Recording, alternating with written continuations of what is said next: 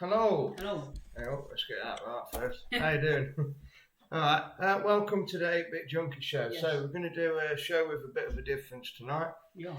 We're going to be looking at the costs. Yes. The cost of things. We always like to have a good moan, wouldn't we? So let's have a moan about the price of stuff. Yeah. So who we got? We got Reese Blower in the house. Hello. Reese, how are you, sir?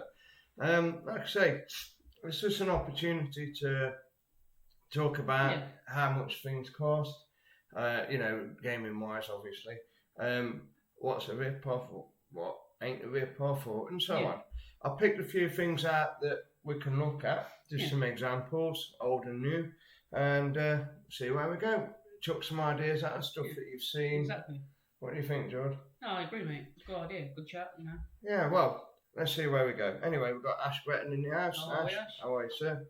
So, we've got a few things lined up. Yeah. Hold on. Bit thirsty, are we? Lemonade first. Right. Plan of action. So, first of all, why not look at an old schoolie? Atari. Yeah? Atari 2600, which is the original one that most people know. Yes. With a wooden front on. Wooden front, yeah. Yeah. So, you know what? It's one of the consoles that I would say it's like the easiest and the hardest to collect at the same time. I'll tell you why. Because there's a lot of different versions out there. Yeah. And you can look at two and they look almost the same. I'll get to that in a minute. And yet, one's worth loads and one's worth not very much. Yeah. And yet, to the untrained eye, they look identical. Pretty much. So, let's go over that then. We've got Jay Storer watching and Nathan Blackshaw. How are you? Right, and so anyway, as I was saying, so just getting into it. So if you look here, this one here says Atari 2600 Heavy Sixer. Right, now for those who don't know what a Heavy Sixer is, let's see what else we've got. If you look at a picture of the console itself, and you look at the front of it, how the bottom edge is like rounded, as it were, and if you look along the top edge at the sides, is like quite a thick border, if you like. The sides of it are about, look like about a centimetre wide at the sides. Now, that's what they call a Heavy Sixer. It's got 6 switches at the front. Jimmy Betridge in the house. How are you, sir? So yeah, anyway, so that's what they call a Heavy Sixer. It's got your 6 switches at the front, and like I say, down the sides there, they're wider than they would be on the later ones. And let's just have a look through. So there's another Heavy Sixer there for 225. So just going back to the original one there, so that's 449, but you do get quite a few games with it. No. Now, that's 225. And I say again with a few games. They're both Heavy Sixers. Now, if you look at this one, if you look at the sides of it, although it's not a brilliant picture there, but if you look at the sides are a lot narrower. Yeah. And the front's not quite so rounded. And as you can see, 37 quid. What? Now, if you pick, well, that's what the bids is at the minute. Right. Yeah, I mean, I guess that's going to go for probably less than 100 quid. So, crazy. But also, if you look on the bottom of it, on these, like on this one, it will say manufactured by Atari, Sunnyvale, California. Right? Right. On the other ones, it won't. It will say like made in Hong Kong. Some are even made in Ireland. Wow. Yeah. And that one is physically actually heavy to pick up because of like the internal shielding and all the rest of it. It just weighs a lot more than the later ones. Yeah. To look at, looks identical. I think, to be honest, they play identical, although I have heard that the picture is slightly better on that one because of the shielding and whatnot. I don't know, I've never had one, but there you go. So, a couple of things to look out for. Like I say, if somebody tells you one's a Heavy Sixer, it's not necessarily the fact it's got 6 switches, because most of the old ones have. it's you got to look at the actual build of it, the sides, Yeah. have a look where it's come from. If it ain't California, it ain't a heavy sixer, basically. So Right. there you go. Yeah, there you go. There's a better picture. If you look at the sides on that one, Thought that was your one then. and you see how thin they are. Yeah. And you look at the sides on that one. You see? Yeah, yeah. Yeah. There you go. Let's just flip back there. Yeah? Yeah. Okay. So there's one. There's your Atari. So you can pay anything really. Yeah. You know, I've seen one on there at the minute for 1,200 quid. Personally, I think that's insane, but there you go. That's a lot of money. Yeah, so, you know, that's just telling you a little bit about the Atari. Like I say, you're talking anywhere from less than 100 to 1,000, 1,200 quid, whatever. Depends on how you value it, really. Exactly. You know, if it means more to you, you're going to value it more. Yeah. I mean, I think that's what people are doing wrong. Because it means more to them, they're valuing it more, overpaying. You know what I mean? So, just if you want to pay it and you're willing to pay it, fair enough. But yeah, I mean, me personally, I know that they both do the same job. Yeah. And that, I suppose, you could argue one's a lot rarer, and it is. Yeah. Because they only made them a certain amount of time in California, and then they obviously realised it's a lot cheaper to get it done elsewhere. And then they made some adjustments to make it a bit cheaper and stuff, as you can see. So yeah, there's a few facts and figures on the Atari 2600. Like I say, a lot of people do collect for it. Yeah. And the games can be anything from like 50p to like thousands, literally thousands. Yeah. So I was shocked. That's a whole new story. Onto another console, and I've just picked out some random ones, stuff that I've got, probably George's got, that people might or might not have heard of. So just trying to throw a few different ones out there. What else have we got? So Panasonic 3DO. Now these seem pretty steady price-wise. I suppose there are a couple of rarity ones out there. So basically, these are sort of mid-90s kind of machines. Yeah. And in fact, founded by the same bloke who founded EA Games. Really? Yeah, Trip Hawkins. Fair enough. Okay, so what we got here then is the Panasonic 3DO, the FZ1 model, or FZ1, however you want to say it. This is kind of like the more popular model, if you like. There are some other ones out there, some rarities by Gold Star, Sanyo, I believe, stuff like that. Yeah. But this is the one that I think most people go for. Yeah. If you say a 3DO, this is kind of what they'd expect. Yeah. And like I say, around about, this one's boxed, looks to be in good condition. Yeah. Just through reading the advert and whatnot. Yeah. So you're talking anywhere from a couple of £100 to probably 300 or 400. I'd have thought maximum, really. Now the main two differences we've got this one being the FC1 is like a traditional disc tray that comes out. Yeah. Where you load the disc in. Yeah. Bit like your PlayStation 2, that kind of thing, your early PlayStation 2. Yeah, I've seen them before. I've seen your Panasonic 3DO. And then the later one, we moved to this one. Now, this one, it's a bit funny really, because this one's a FC10, right? Looks completely different, does exactly the same. But this one's what they call like a top loader. So it's got the tray that opens up, the lid, sorry. Yeah. A bit like your late PS2, your Slim and that. You press it and it pops up. Yeah, I mean, you could argue this is the more reliable one, because obviously you haven't got the issue of the disc drawer that can come out, go wrong. You still got the laser issue, obviously. These that lasers. was a massive problem with them sort of things. Like Well, PS2 any of the old 90s things, the laser-based stuff, it's getting old now. Yeah. It is doable. They are replaceable, but I don't think it's too easy to track them down. there is some nice mods you can do to them. Yeah. Well, like I say, it's big in America, isn't it? Like I say, Seattle and that. Yeah. I mean, hey, look, we've got Nate Stevens in the house. Nate. Sorry, I'm late. He said, "Hey, Nate." Mate, at least you're here. Better late than never, pal. Exactly. And don't worry, like I say, we'll always put the recording up on YouTube anyway, so you can catch the first bit if you missed it. So yeah, we're just talking about a Panasonic 3DO. Like I say, the FC10 one is kind of regarded as a more, should we say, reliable one. Yeah. Out of the two. Like I say, mainly just because you ain't got the draw issue to worry about. Me personally, I prefer. The trouble is though, when they got rid of the disc tray, it made another problem with then, you say, the lasers.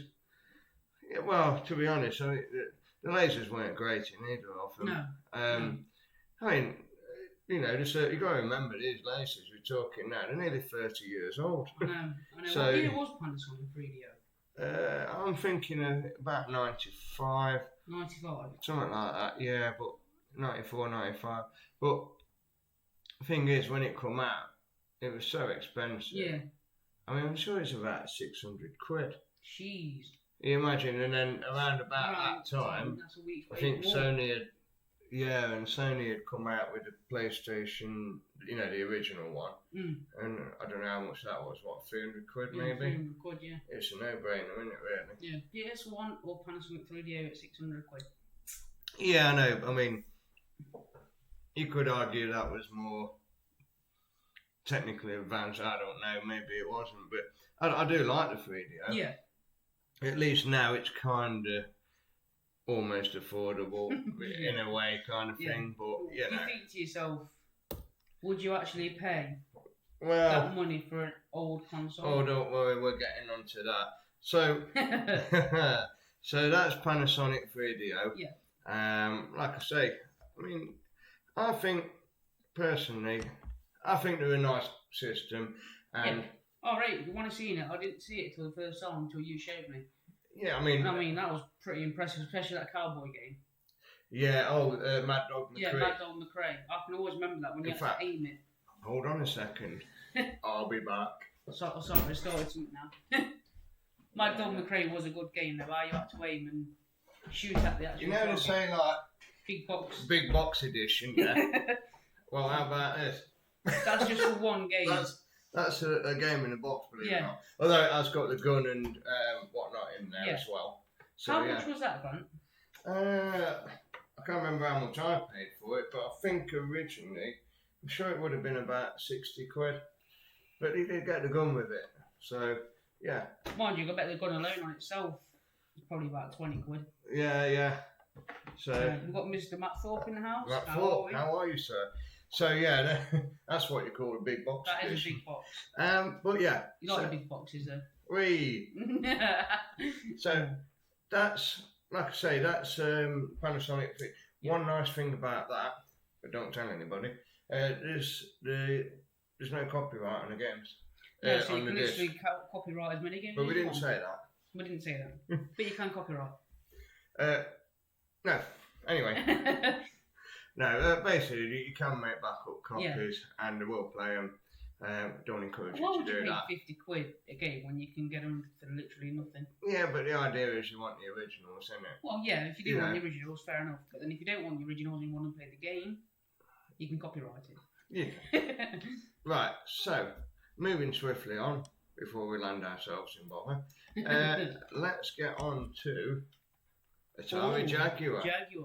Now, this really pains me, this does, because I'm looking at that and that's like, it's starting at £200, so don't be fooled, that's starting at £199.99, yeah?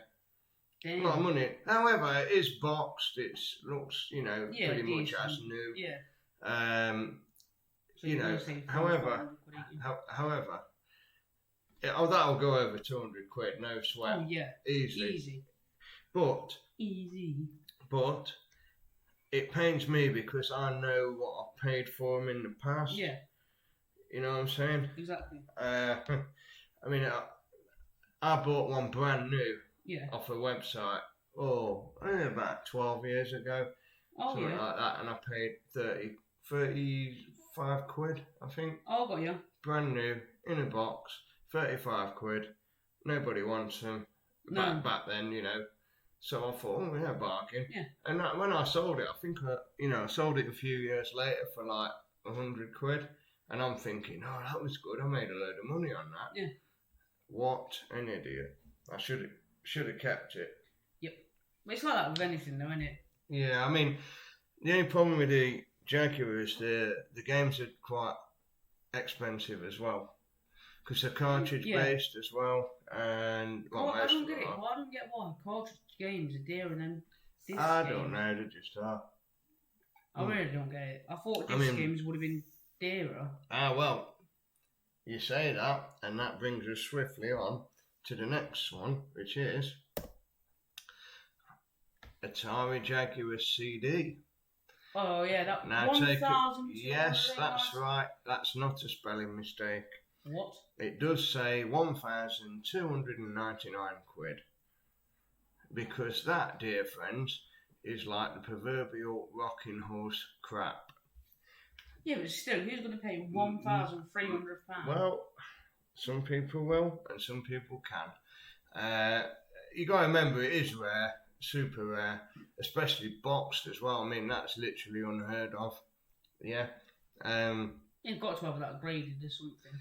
Well, obviously, I can't find it on here at the moment because there isn't any available. Yeah. But they also did very, very rare Atari Jaguar VR. Yeah. And that, I've actually had a go on one once. It was at like a game show, if you want, like a retro games meeting. Yeah. And yeah, so I actually had a go on the VR headset. See. Mate, honestly, it was. That's what I mean. People are saying VR is really new and everything else. Oh it's no, not. It's not new. VR. No, it's not. VR. I'm on about VR. VR has been around since not 70s. No, 80s, no, it's been 90s. 90s, yeah. I'd have said, but it might be even 80s. I don't know. Yeah. But the first one I've heard of was that Jaguar VR, yeah.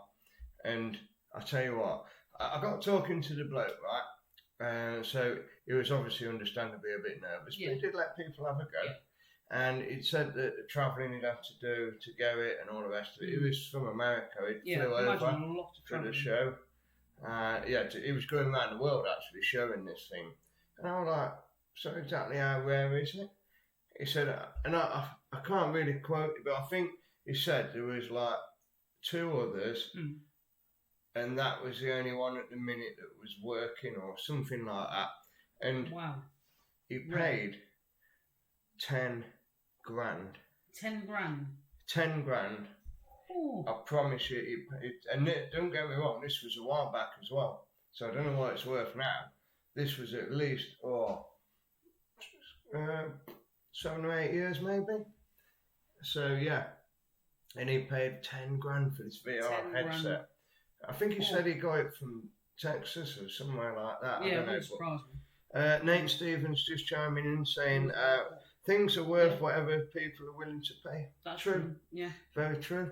And like you say, one person's junk is another person's gold, I guess. I mean, some people look at these consoles and think, what would you pay that? But, you know, to other people, we think, okay, I can see the value in that. I mean, £10,000 for a VR headset, £1,200 for a Jaguar CD. Yeah. Pushing it a bit. £1,200 is a lot. Nate just chiming in again. Pay top dollar for headache. I've had a go on with him. I'll just read that. Nate's just saying he paid top dollar for a headache from a Nintendo Virtual Boy, but only if I had the rest first, or it come up for a bargain. I played on one at the same show actually. It's kind of a weird deal. They're like a pair of red binoculars. Yeah, and it was on a stand. Yeah. It's actually quite comfy though. It's not as bad as you think. No. Like, you put your head into it. The only thing is, it's like, it is 3D. It's all in red. All the graphics are all red. It's supposed to be 3D, but it's not. It's kind of weird, but I liked it. But yeah, you know, when you pull your eyes away from it, you're like, yeah, apparently it does give you quite a bit of oh an mate. Nate saying, meaning I'll snap up a bargain for or wait and pay top dollar. Yeah, sometimes, you know what? Here's a little tip for you, people. Try and get some, you know, if it's something you really want, but it's, you know, probably got a few issues or something. Some people don't like to buy stuff if it's broken. Yeah. Now, I'm not telling you to go out there and buy broken stuff. No. But what I'm saying is, if you do know a couple of guys who are quite handy or and so on with electronics, sometimes it's the only way. Yeah. Sometimes it's the only way of getting something for a bargain and getting them to, you know, get them fixed. What was it, the ColecoVision you did? Yeah, ColecoVision, yeah. I mean, that, obviously, I got gifted that, and yes. I was very grateful to Joe Storer for that. But in the end, you know, obviously we took it apart, had a look through it, yeah. wanted a bit of cleaning up the cartridge slot, and also the on-off switch was buggered. The Nintendo as well. Yeah, yeah. So that's stuff like that, it was worth, you know, buying, having a look, and yeah. Sometimes it's worth getting stuff to fix it if it means you get what you want at a better price. Yeah. Always worth considering. Obviously, I'm not telling you to come buy a load of knackered stuff just for the hell of it. Don't get them fixed up. It's not the point. What we're saying is like what you're saying. If you can see what you want, yeah, and it's a bargain. But somebody says, "Oh, yeah, I think I know what's wrong with that." Yeah, might be worth a punt. Not always, but it might be. Exactly. So that was the Atari Jaguar. Like I say. You can pay anywhere from a couple of £100 up to, I don't know, thousands. Yeah. And I'm really not happy with myself that I've got rid of mine. No. So. I'm not happy I got rid of all my collection at all. Yeah. We can all look back and think, oh, why did I get rid of that? I suppose if I'd have kept everything. Pretty much 2-3 of every single console, mate, and I got rid of it all. I know, but you know what? If you keep everything, you don't need a bigger house. Yeah. Going to need a bigger boat. So, which brings us neatly on to our next one. We're going to go a little bit more modern now. More modern? And it's kind of a bit of a bugbear of mine at the minute, but I'll try not to be too angry. PS5. Yeah, so we're talking about PS5 now. So, the price though, isn't it? Look at that. Look at that. 700, and he's not the worst one. No, I know, there's worse out there. There's worse than that. £5,000 one of them we've seen. 730 quid. Yep.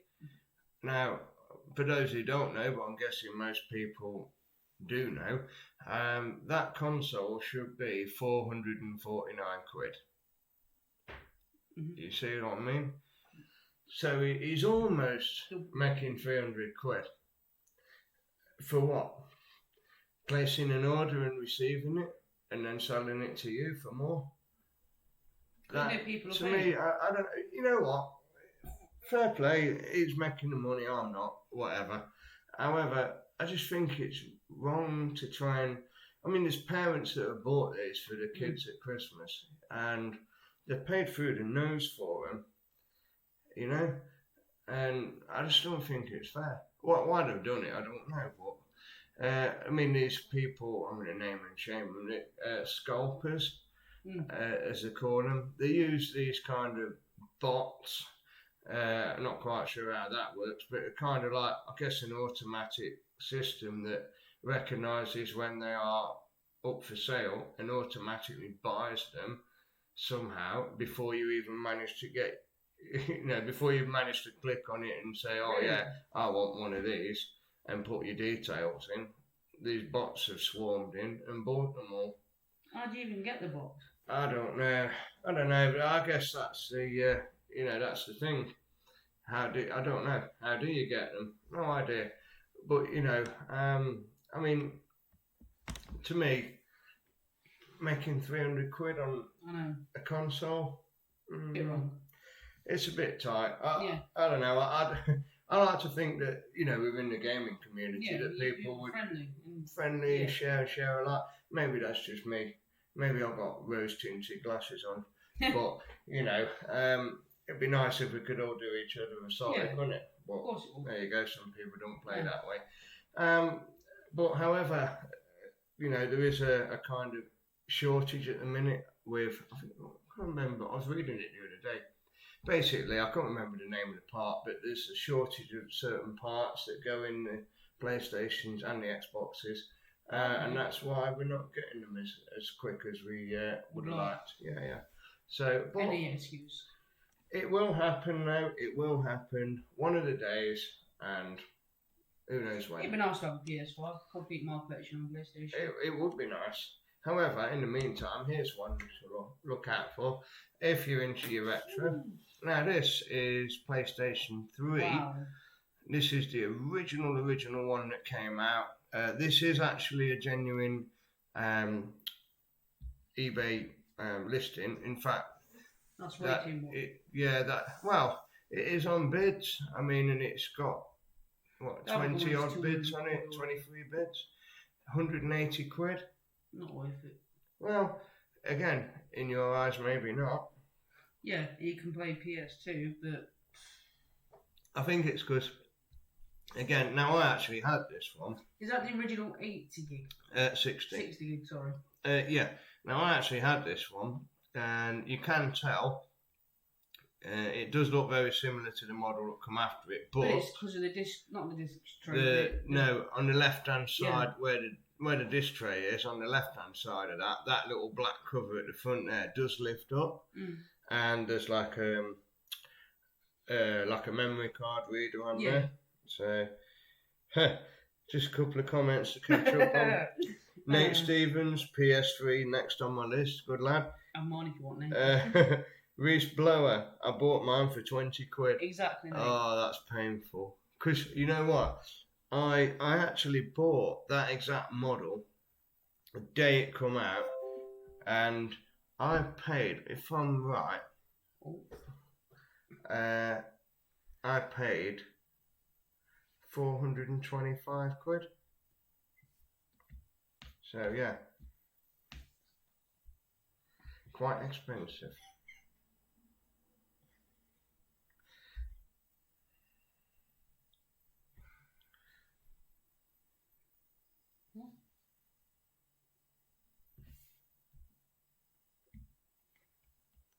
Yeah, we're still live. Are we in? We are. We're still there. Still there. Oh. Okay. So, I don't know what happened there. Technical glitch. Technical glitch, indeed.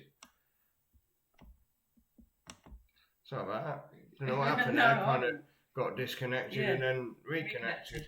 Oh well. I guess me broadband's playing up. Yeah. So anyway, I hope you're still with us and enjoying the show. How the hell did you get yours for 20 quid? I don't know. That's got me bargaining on the Century for a PS3. Yeah, but you got to remember, I suppose it might have been one of the not so desirable models. Yeah, but still. I mean, I say I paid 425 quid for mine, I'm sure. What, brand new? Not bad. Yeah, because when I got it, I think I booked the day off work, and my gaffer were like, "What are you booking the day off for?" I said, "New PlayStation, mate." And he was like, "What, you having a day off for that?" And I'm like, Yeah. Of course. Anyway, why not?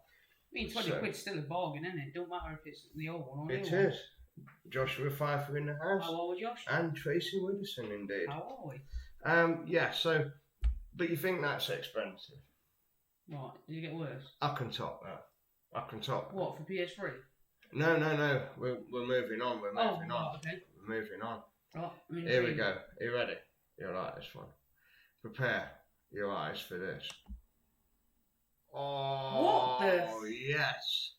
I nearly swore. Bleeping is required. Yes, indeed.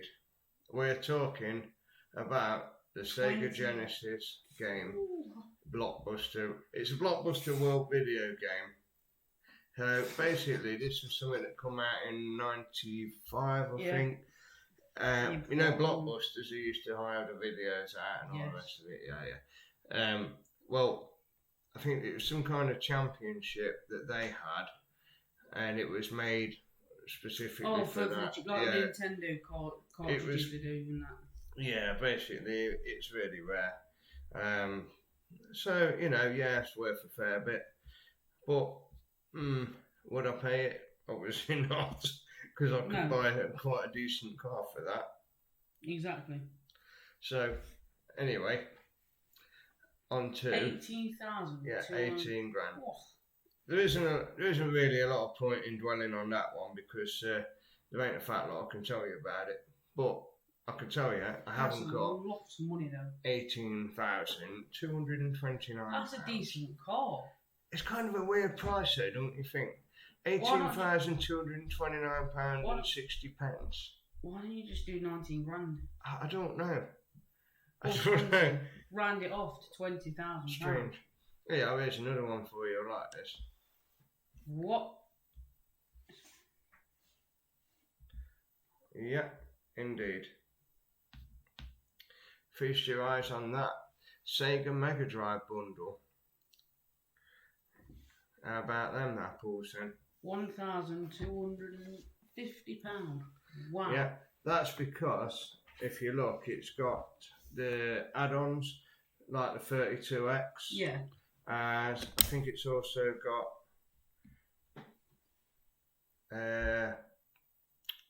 the what do you call it? The Mega CD. Yeah. Yeah, it's also got that with it as well. So we're back on the Nate, by the way, we're back on. For some reason it dropped us out. Yeah, sorry, I'm having a few problems with the internet tonight. God only knows why. Yeah. But there you go. That's a lot of money. That is a lot of money. 1,200 quid. What?